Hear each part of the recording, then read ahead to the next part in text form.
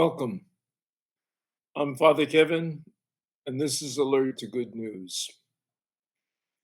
Here's a video reflection on the Gospel for Sunday, October 30th, the 31st Sunday in Ordinary Time. Every youngster knows what this Monday is. Halloween. In the Middle Ages, it was All Hallows Eve before All Saints' Day, this Tuesday, and then All Souls' Day, Wednesday. Make sure children are safe if they go out trick-or-treating, and check any goodies they gather to be sure no one is playing a trick on them. The Gospels often highlight debates or arguments. I read elsewhere one example of how to start an argument. A wife wanted an SUV. Her husband wanted a sports car.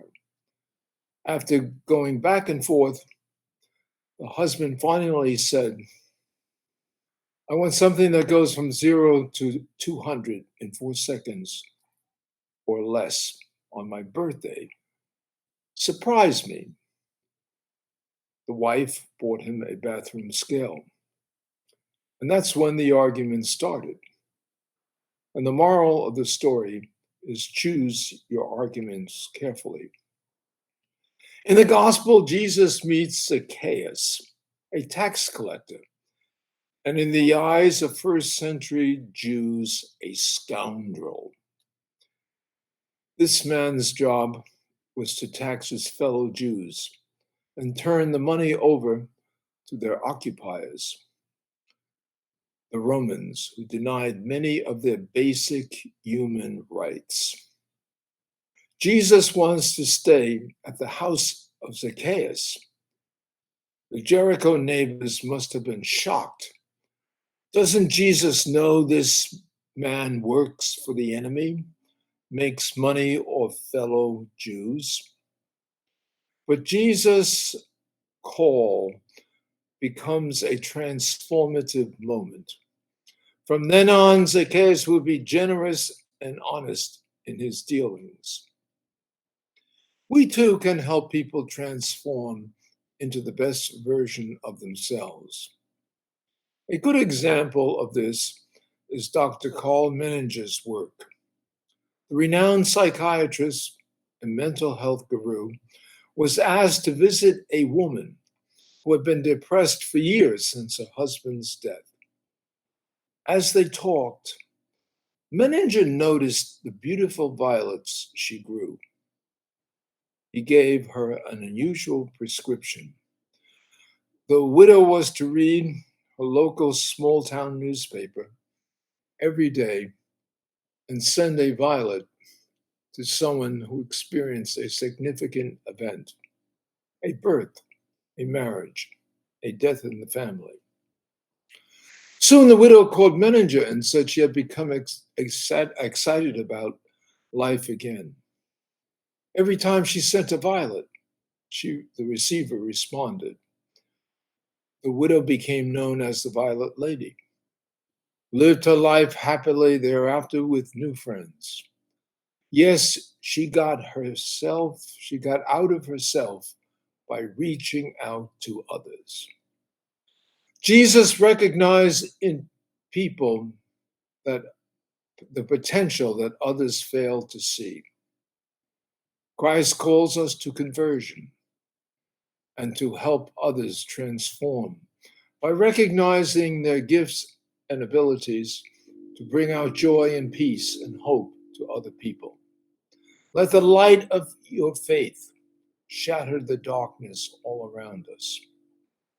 Jesus challenges you and me to take stock of our lives, to examine our conscience about our priorities. We may wonder, what is conscience? We sometimes feel guilty about things we do or don't do. But conscience is more than feelings. It is our way of judging whether our behavior and attitudes are in sync with the way we ought to relate to God and to others. An informed conscience is our moral compass, an almost instinctive judgment about our behavior and attitudes. The Ten Commandments are a good guide for examining our conscience. The commandments are really about freeing ourselves from attitudes and behaviors that undermine our relationships. Our God demands that we practice virtue. For example, caring for aging parents, cherishing life from beginning to end, being faithful to our promises, speaking the truth, respecting the rights of others, being generous with what we have. Today, we might pray for the grace to always become the best version of ourselves, like Zacchaeus, so that we can reflect more transparently the glory of God in our lives, vis-a-vis our families, relatives, friends, and colleagues. Amen. May the Lord bless you and keep you, and may you always be alert to good news. May you have a blessed day.